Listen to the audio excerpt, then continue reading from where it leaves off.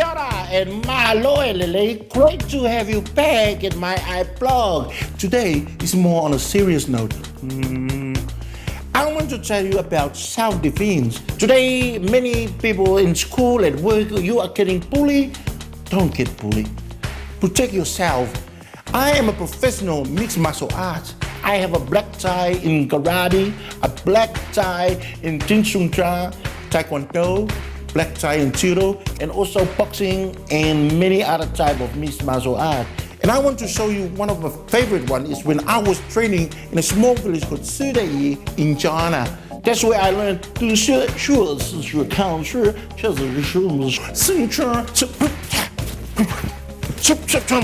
I learned to protect myself. When I do this, everyone leave me alone because they think I'm having a fit. So if you can't fight, just do some of that. Grasshopper. So look after yourself. Remember, self-defense.